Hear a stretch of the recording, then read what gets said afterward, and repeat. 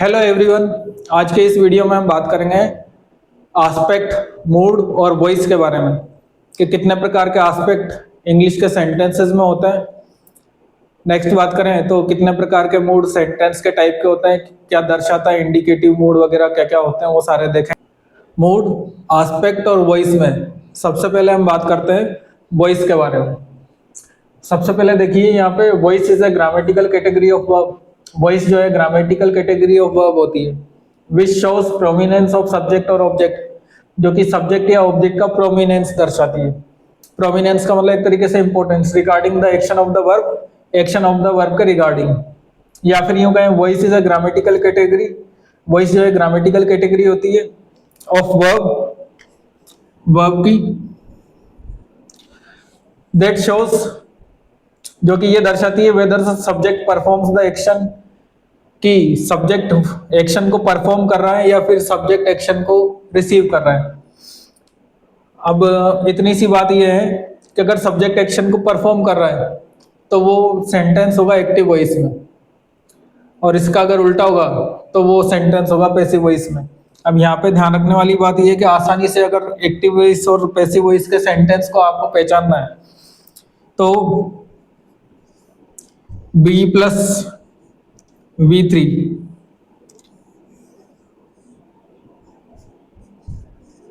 ये होगा passive voice में, और B+V3 नाउ,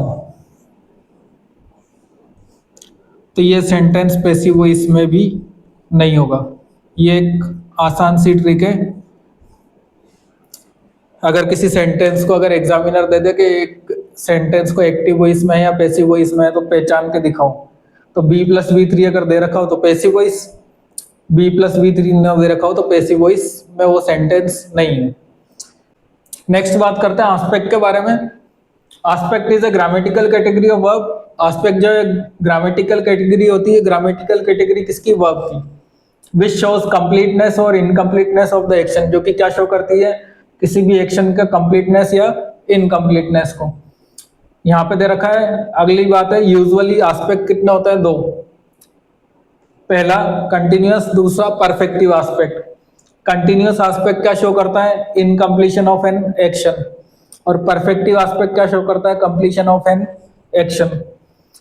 कंटिन्यूअस आस्पेक्ट में बी प्लस प्रेजेंट पार्टिसिपल, और कंप्लीशन ऑफ एन एक्शन में या परफेक्टिव आस्पेक्ट में हैव प्लस V3। इससे अपन पहचान सकते हैं कि आस्पेक्ट कौन सा है।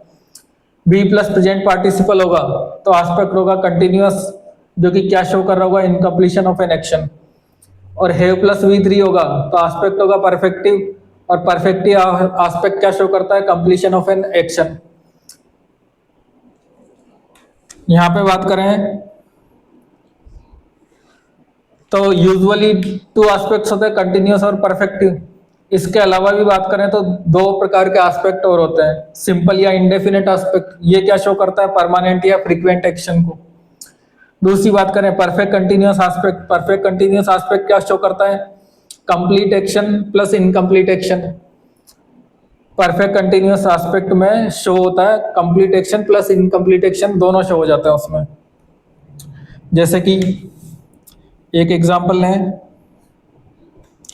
ही इज प्लेइंग क्रिकेट।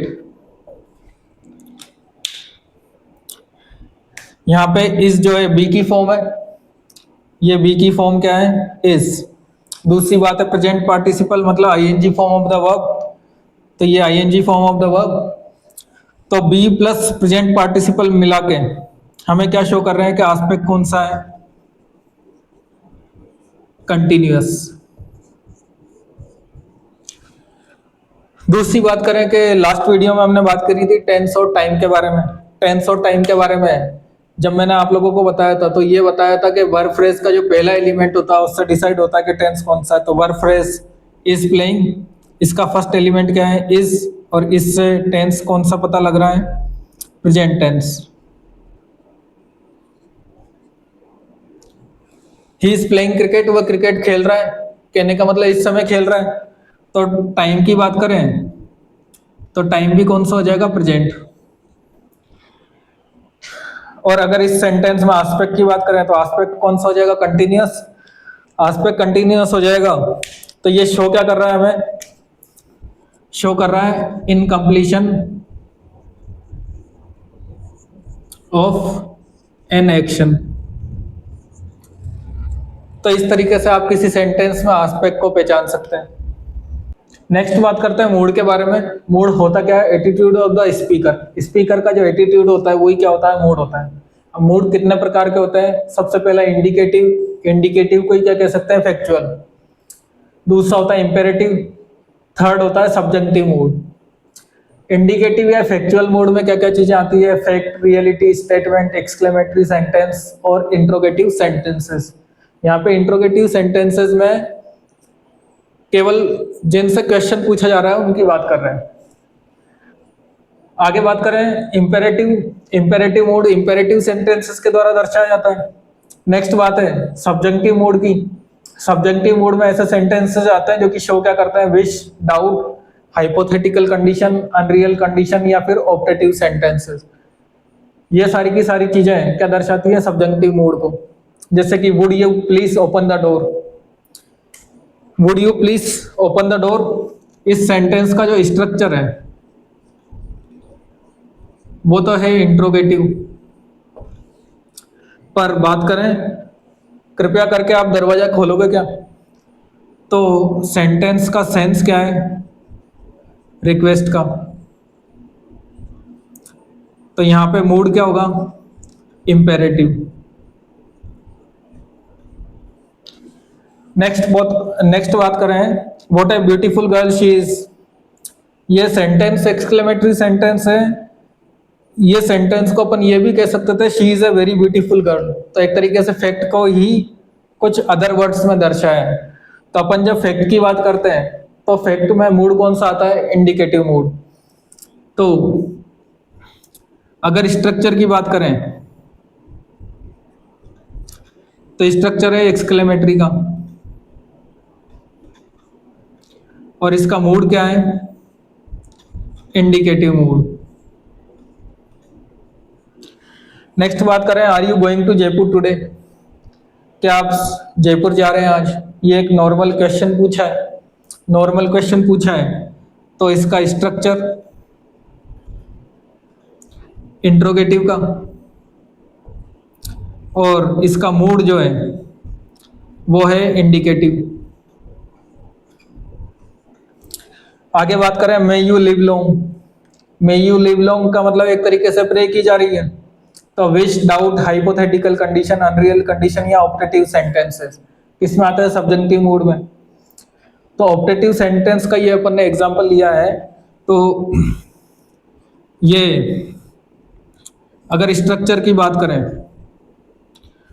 तो सेंटेंस का टाइप तो कैसा है, ऑप्टेटिव सेंटेंस। और अगर इसके मूड की बात करें, मूड कैसा है, सब्जेक्टिव मूड। नेक्स्ट बात करें open the door. Open the door किसी को ऑर्डर दिया गया है, तो ओपन द डोर इसका स्ट्रक्चर इंपेरेटिव,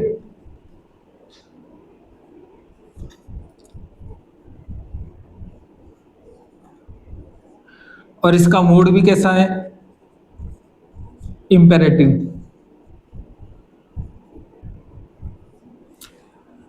तो इस तरीके से आप किसी भी सेंटेंस में मूड को पहचान सकते हैं।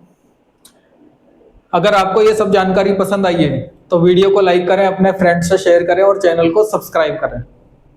Thank you.